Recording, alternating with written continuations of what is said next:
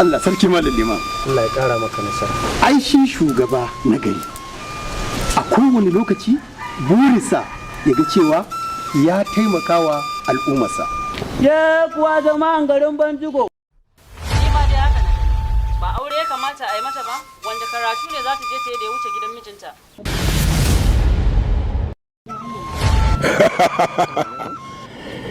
Madinatu kenan. Da daina auri miji irinka, gwara na mutu ban yi aure ba, banza so ko kawai. Zan yi maganin ki. Da wata itaciyar ne za ka yi maganin ne. Dan yau ba na son rigima ne, da kin ga yadda ake hukunci. Kama so mana, ka ga yadda na yi dan maran nan? Babu mutunci. Kai ban da ma lokacinka, ka ga tafiya ta.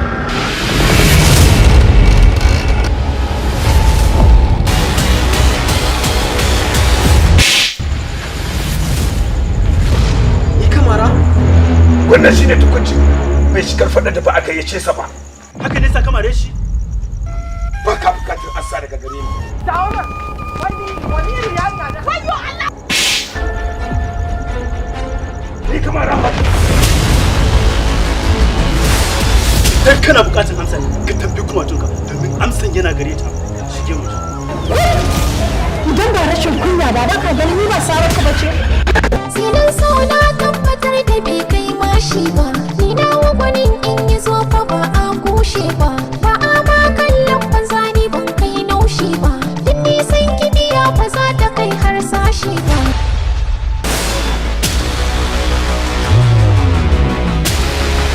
Kuwa kaf ƙauyen nan bayan da abokai suna da ku kaɗai ne za ku taimaka min ko don na wulaƙanta ta ku tausaya min mana. Kafi ni gata da komai a garin nan dan mai gari kake fa ba na son shiri maganar Madinatu ka daina sa a ciki. Ba kun kwanto nake ba mudi. Na samu biyan bukatata kan muradin raina shine babban burina a rayuwa.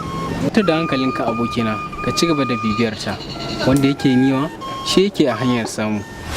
Allah sarki so mai saka ai kuka ku tambayi marhu ku gane sirrin toka su karfi gare shi ba a sa masa doka ga wasu suna warwara muna musu tufka hannu guda na gaba shi daukan jinka mahauci na san ba za ya jure wasan ruwa ba. Birni kuma gaskiya ke zaman ki a nan ƙauyen Banjigo. Ya ana magana da ku kuna wuri da ido. Kaga da wannan dama da muka samu za mu yi amfani da shi domin mu gudanar da rayuwarmu cikin farin ciki da annashuwa. Haka ne likita. Ban tan uba.